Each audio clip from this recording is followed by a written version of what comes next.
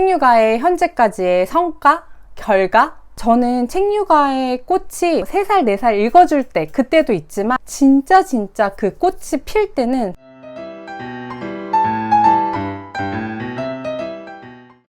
안녕하세요. 아이와 루틴하는 엄마 아루맘입니다. 책육아 엄마표 영어 10년차.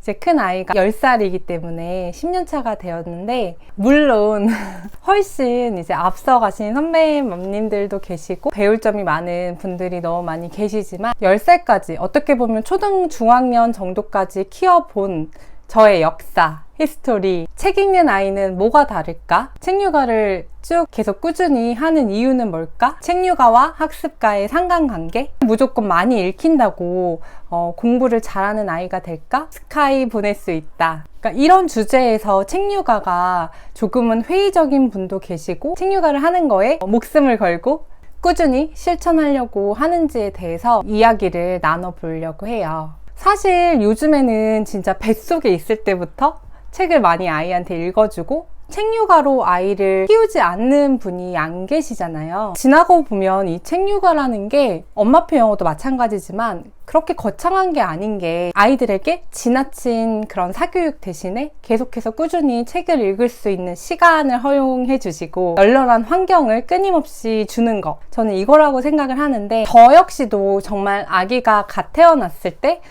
이 조그만 핏덩이를 어떻게 하면 나보다 나은 사람으로 만들 수 있을지에 대해서 정말 고민을 했던 시기가 있었어요. 근데 그때 제가 예전 영상에서도 많이 말씀을 드렸는데, 하은맘님 책, 육아 바이블이라고 할 수 있는, 제가 진짜 많이 읽어서 뜯어졌어요. 다시 살 만큼 저한테는 너무나 충격적이고 깊게 와닿았던 책인데, 이 책에서도 왜 책육아를 하려고 하는지, 책육아를 꾸준히 해야 하는지에 대해서 말씀을 하세요. 아이에게 책을 읽히는 거 공부 잘하는 애 만들려고, 영재 만들려고 하는 게 아니다, 이렇게 말씀을 하시면서, 제가 이 부분을 항상 저의 책육아를 할 때 저 이유 때문이야 라고 항상 벽에 붙여놨던 구절이 있어요. 제가 한번 읽어드릴게요.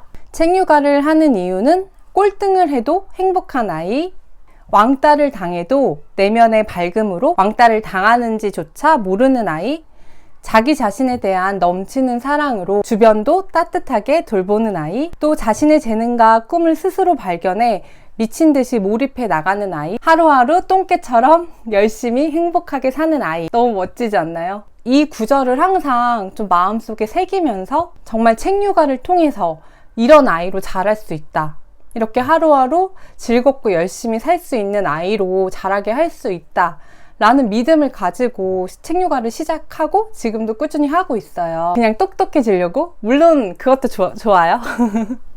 그것만은 아니다. 더 크게 보자, 더 멀리 보자, 내 아이의 시간이 훨씬 더 길다, 이 마음으로 계속 다잡으면서 책육아 플러스 엄마표 영어, 저는 1+1이거든요. 항상 같이 갔기 때문에 지금까지 꾸준히 할 수 있었던 것 같아요. 그래서 10년차 책육아를 이렇게 오래 했는데 그 결과는 얼마 전 있었던 일 하나 들려드릴게요. 릴리가 하교를 하는데 꼭 친구랑 약속이 있다고 집에 막 서둘러 가는 거예요. 그래서 집에 와서 허겁지겁 막 친구 줄 간식도 챙기고 같이 놀 장난감도 막 소중하게 한 바구니를 챙기고 같이 친구랑 약속한 놀이터로 막 정말 뛰어갔는데, 저도 막 제발 천천히 가면서 막 뛰어갔거든요.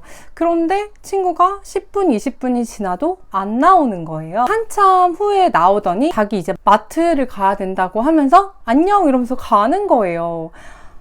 저는 너무 아이지만 너무 화가 났거든요. 근데 그러니까 릴리가 크게 짜증을 내거나 화를 내거나 그러지 않고 그냥 그래? 알았어. 이해해주는 거예요. 오히려 옆에서 저만 약간 너무 더웠던 날이기도 했고 화가 나서 막 씩씩대면서 어떻게 그럴 수 있어, 어떻게 이렇게 약속을 쉽게 생각할 수 있어, 너무 무책임하다, 이제 감정이 막 올라와서 아이에게 이제 물어봤어요. 릴리야, 엄마는 근데 왜 이렇게 화가 가라앉질 않을까? 엄마는 이제 착하거나 모든 걸 이해해줄 수 있는 사람은 아닌 것 같아. 너는 화 안 나? 저희 딸이 계속 그냥 침착한 상태로 저랑 이제 또 집에 돌아가는 길이었어서 이렇게 말을 하는 거예요. 엄마, 나는 화 안 나. 그리고 엄마, 책 좀 읽어. 아니 엄마는 책 많이 읽는데 왜 그래? 내가 책 추천해줄게. 그리스 로마 신화를 한번 읽어봐. 바로 이 책이에요. 저희 딸이 추천해준 책이.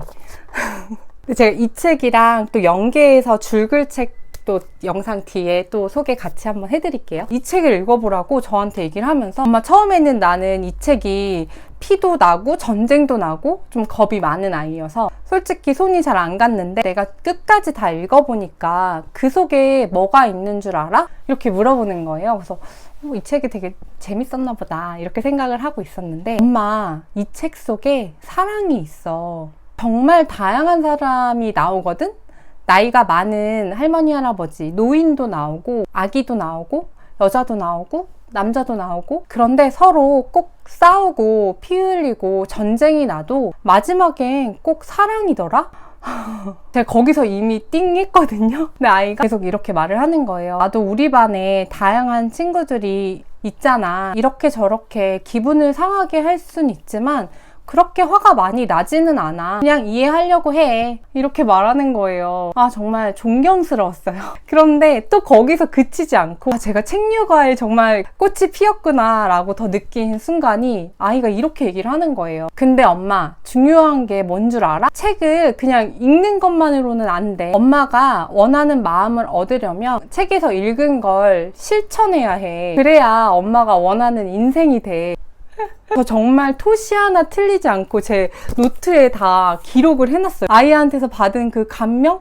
너무 놀라움이 커서 정말 다 적어놨었거든요. 정말 나보다 낫구나. 함께 읽은 책으로 함께 대화했던 시간으로 나보다 훨씬 나은 사람으로 잘 자라고 있구나. 너무너무 진짜 깜짝 놀랐어요. 사실 정말 아이가 어릴수록 책을 싫어하는 아이는 없잖아요. 저는 진짜 아이가 더 영유아기 시절 어릴 때는 책 이꼴 엄마라고 생각을 해요. 엄마의 품 안에 목소리. 그러니까 당연히 책을 사랑하지 않을 수가 없잖아요. 엄마가 이렇게 무릎에 앉혀서 따뜻한 목소리로 같이 읽어주는 그 시간들이 아이는 너무너무 좋죠. 그래서 정말 책을 싫어하는 아이는 없어요. 점점 이제 뭐 6살 후반 책 읽을 시간도 많이 부족해지는 것도 사실이고 어린이집을 다니면서 이제 또래 친구들하고 너무 재미있는 놀이도 많고 책이 당연히 핸드폰, 뭐 게임, 쇼츠 이런 영상들이 너무나 자극적이고 사실 뇌를 많이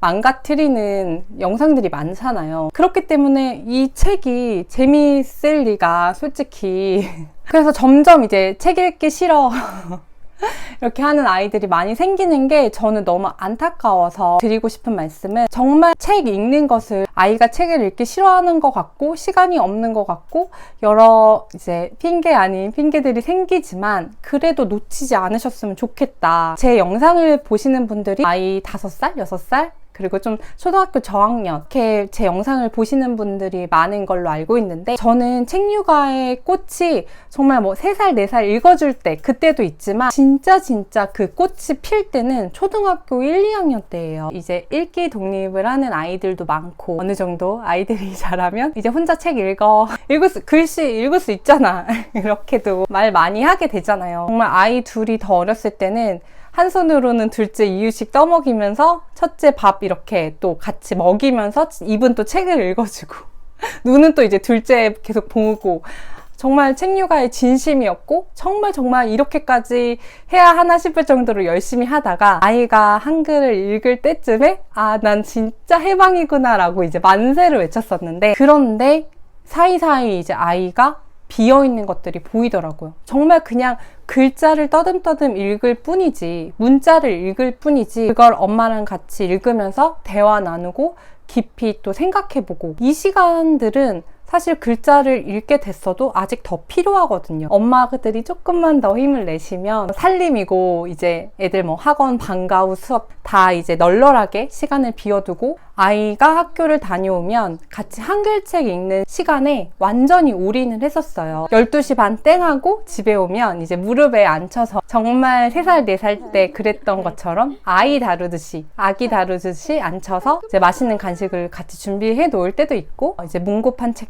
그림책 가리지 않고 많이 읽어줬었어요. 간혹 워킹맘이셔서 시간 빼기가 어렵다는 분들도 계셨는데 그렇다면 출근하시기 전에 최대한 한 권이라도 엄마랑 짬짬이 읽을 수 있는 새벽 시간을 조금 활용하시거나 아니면 잠자리 독서.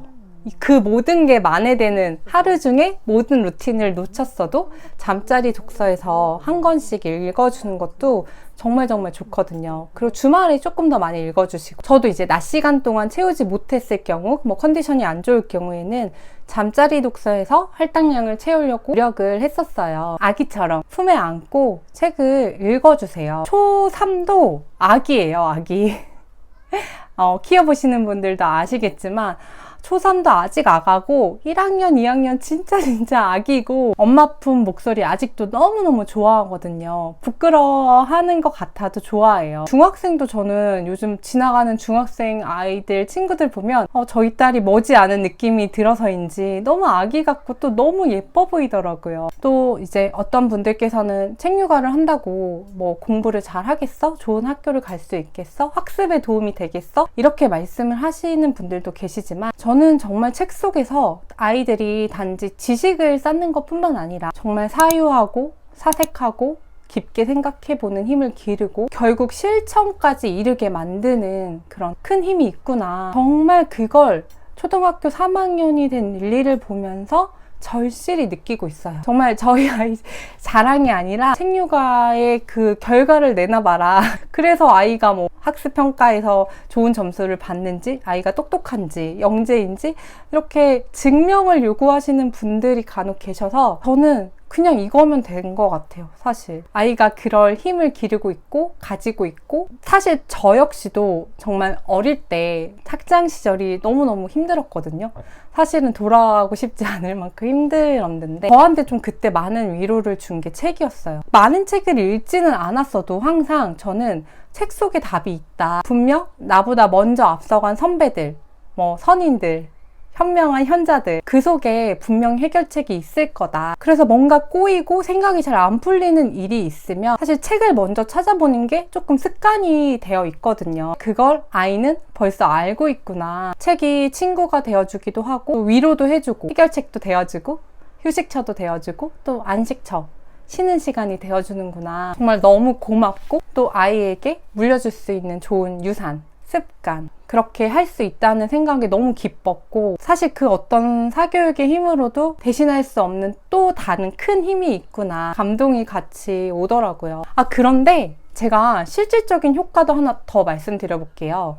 이 책육아를 할 때 학습과 좀 상관이 없다 이렇게 여기시는 분들도 간혹 계시는데, 제가 봤을 때는 아이가 어릴 때 엄마가 읽어준 책을 듣고 있는 거잖아요. 경청. 그러니까 책을 읽어주는 시간, 듣는 시간을 오래 가진 아이들이 경청하는 태도, 그리고 집중력, 끈기, 이런 게 확실히 좀 다르지 않나? 이 생각이 같이 들더라고요. 근데 저는 이렇게 제가 아이랑 아침마다 학교 등교시키면서 두 가지를 귀에 약간 못이 박도록 얘기하는 게, 두 가지만 잘하면 돼 이러면서 인사, 경청. 그러니까 저는 이 두 가지를 늘 강조를 많이 하고 있는데, 어렸을 때부터 책육아로 큰 아이들, 책육아를 꾸준히 초등 가서도 함께 해오고 있는 아이들은 이 두 가지 힘이 조금 남다르다라는 생각이 들더라고요. 책육아를 시작하면서 학습적으로 공부, 성적 이런 쪽으로 이렇게 연계해서 계속 해온 건 아니지만, 물론 좋은 학교, 좋은 학교를 가면 너무 좋겠지만 아이가 학년이 올라갈수록 책육아가 또 학습의 뿌리가 되는구나, 좋은 습관을 가질 수 있는 힘이 되는구나, 이것도 같이 많이 느끼고 있어요. 근데 저희 아이가 그렇다고 공부를 잘하거나 엄청나게 모범생이거나 뚜렷하게 이렇게 성과를 내고 있거나 이런 건 아니에요. 수학 문제도 많이 틀려오고 그냥 평범하고 또 순수한 아이지만, 아이가 하는 말과 행동, 그리고 감정을 조절하는 그 능력, 친구들과의 관계 속에서 아이를 보면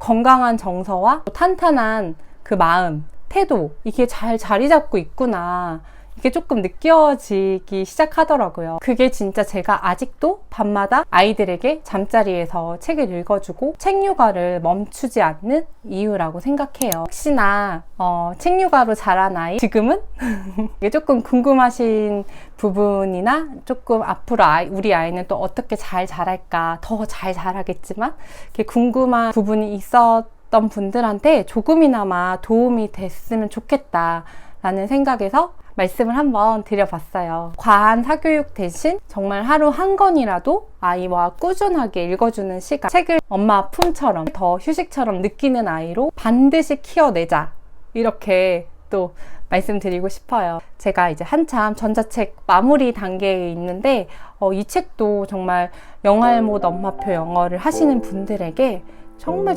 도움이 되셨으면 좋겠고, 제가 시행착오하면서 겪어온 그 과정들이 조금이나마 시간을 절약하게 해드렸으면 좋겠다, 이 마음이 정말 크고요.